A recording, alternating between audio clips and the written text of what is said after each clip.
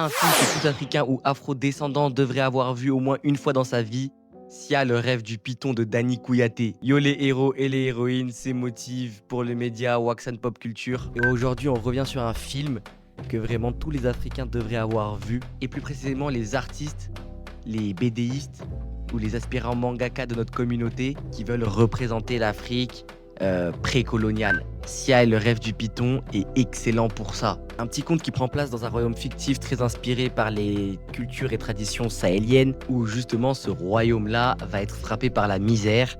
Et pour chasser la misère de ce royaume-là, il va falloir sacrifier une jeune femme, la plus belle du royaume, donc la fameuse Sia, Fatoumata Diawara, pour ceux qui ne l'avaient pas reconnue. Mais ce film est ultra intéressant dans ses décors, dans son architecture, dans les costumes, dans les traditions, les armures, tout. C'est ultra bien représenté avec un soin tout particulier, même les bijoux, même les coupes de cheveux, tout a un sens, tout s'inscrit dans une certaine logique.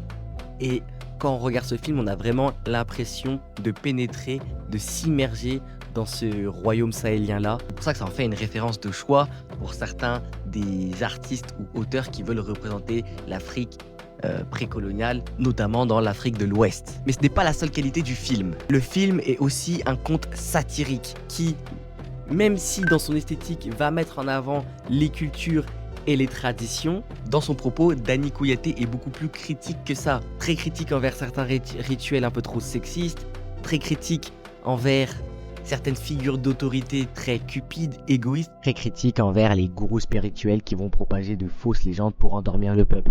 Mais moi, ce que j'aime bien, c'est que c'est ni tout noir ni tout blanc, c'est gris. Et en réalité, ce film nous pose la question: qu'est-ce qu'on doit garder et qu'est-ce qu'on doit faire évoluer dans nos traditions? Vraiment rien à dire, le film est un banger. Merci à Motif, dessinateur dont Tama, le recueil de bandes dessinées africaines et de mangas africains.